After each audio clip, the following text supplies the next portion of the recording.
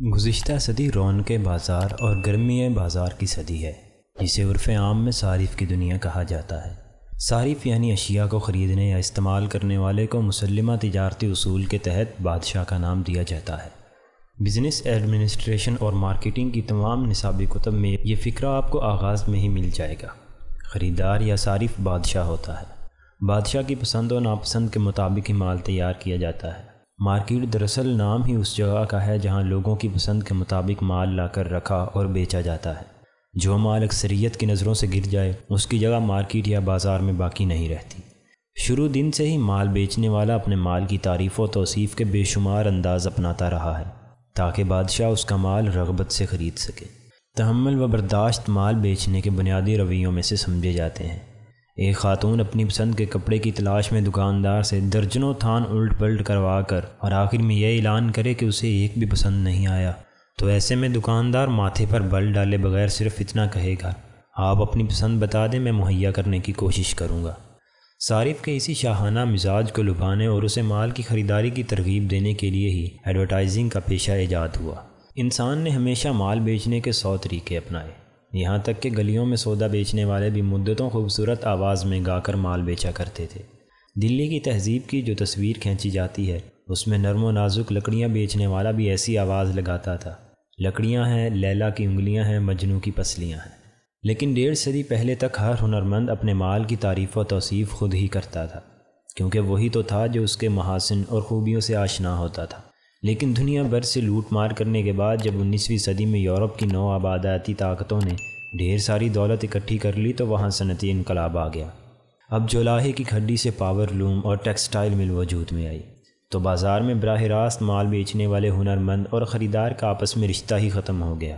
مال بنانے والا اور مال بیچنے والا دونوں مختلف ہو گئے۔ لوہار، ترخان، جولاہا، سنار اور کمہار کی دستکاری والی چھوٹی چھوٹی دکانوں کی جگہ اب بڑی بڑی مارکیٹوں نے لے لی۔ ان مارکیٹوں میں اب بیک وقت کئی ہنرمندوں کا کام اور کئی فیکٹریوں کا مال موجود ہوتا ہے۔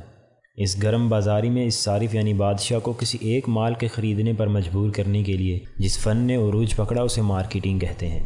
شروع میں یہ ویسے ہی گا کر لکڑیاں بیچنے والے کی طرح بالکل سادہ تھا، لیکن صنعتی انقلاب اور کارپوریٹ کلچر کی کوکھ سے جنم لینے والے معاشرے نے اسے وجود زن سے رنگین بنانے کا ایسا فیصلہ کیا جس نے 2 اہم مقاصد پورے کیے۔ ایک تو جب خاتون اپنے تمام عشق و ادا کے ساتھ مال بیچنے کے لیے میدان میں اتری تو پھر کون تھا جو اس کے دام میں آسانی سے نہ پھنس جاتا؟ عورت جس کے عشق و دلربائی نے صدیوں بازار حسن آباد کیے رکھا، جس کے وجود نے بقول اقبال زندگی کا سوز دروں، شاعروں کی شاعری اور نغمہ گروں کی نغمگی کو دوام بخشا۔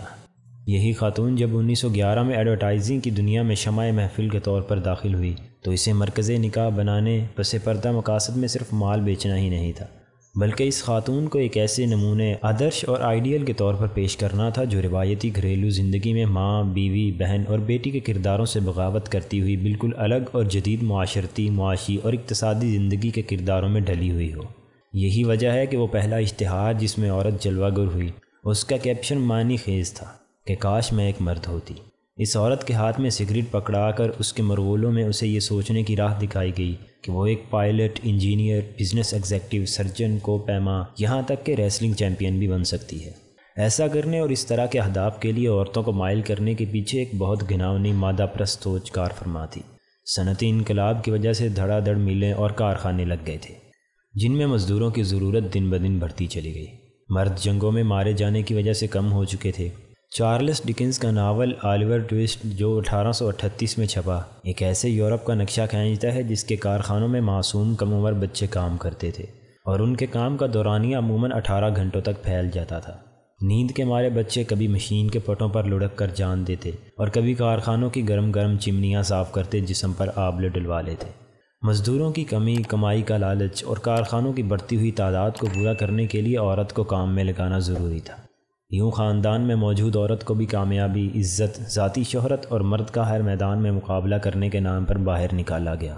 یہی وجہ ہے کہ پہلے دن سے جیسے بھی اشتہار بنائے گئے ان کے پس پردہ عورت کو معاشرتی اور خاندانی زنجیروں کو توڑنے کا درس پوشیدہ تھا۔ امریکہ کی 5 بڑی یونیورسٹیوں میں ایک میساچوسٹ ہے۔ امریکہ کی مشہور مصنفہ جورج فری مین اس یونیورسٹی میں جب زیر تعلیم تھی تو اس نے اپنا ایم اے کا تھیسس ایڈورٹائزنگ اور عورت کے متعلق لکھا۔ اس تحقیق کا عنوان تھا تصور کو مسخ کرنا، عورت اور اشتہا بازی 1900 سے لے کر 1960 تک۔ اس تحقیق کا عنوان ہی یہ بتانے کے لیے کافی ہے کہ ان 60 سالوں میں عورت کو اشتہا بازی میں استعمال کر کے اس کے قدیم روایتی تصور کو برباد کر کے رکھ دیا گیا۔ اس تحقیق میں جہاں اور بہت سے حیران کن اور خوفناک نتائج برآمد ہوئے، وہیں اس کا ایک نتیجہ یہ نکلا کہ ایڈورٹائزنگ نے تاریخ کا رخ موڑ کر رکھ دیا۔ وہ لکھتی ہے، جنگ کے بعد تباہ حال گھرانوں کی بحالی کے لیے عورتوں کی اشد ضرورت تھی، لیکن ہوا یہ کہ بچوں والی خواتین یعنی مائیں جن پر بچے پالنے کی ذمہ داری تھی، وہ بڑی تعداد میں کارخانوں میں ایک ریوڑ کی طرح جمع ہونے لگیں۔ یوں عورت کی اس خاندانی نظام سے بغاوت کو کارپوریٹ معاشرے میں عظیم درجہ عطا کیا گیا۔ ایڈورٹائزنگ کی 100 سالہ تاریخ میں 10 ایسے اشتہارات ہیں جنہوں نے معاشرے میں عورت کے کردار کو یکسر تبدیل کر کے رکھ دیا۔ اس میں پہلا اشتہار ایک ایئر لائن کا ہے جس کی خاتون پائلٹ کو سیڑھیاں اترتے ہوئے دکھایا جاتا ہے اور اس کے نیچے لکھا ہوتا ہے، کون کہتا ہے کہ یہ مردوں کی دنیا ہے۔ یہ اشتہار دوسری جنگ عظیم کے فوراً بعد آیا تھا۔ یہ ہے اس صدی کی مختصر کہانی جسے ایڈورٹائزنگ میں انقلاب کی صدی کہا جاتا ہے، لیکن اس ایڈورٹائزنگ کا مرکز و محور وہی ہے جو انسانی تاریخ کے سب سے پرانے پیشے جسم فروشی کی ترغیب کا تھا، یعنی عورت کا ناز و انداز و ادا اور دلربائی، اسی عشوہ ترازی کو استعمال کر کے جو چاہے بیچ لو، جسے چاہے خرید لو، جسے چاہے اجاڑ دو اور جس کو چاہے آباد و شاد کر دو۔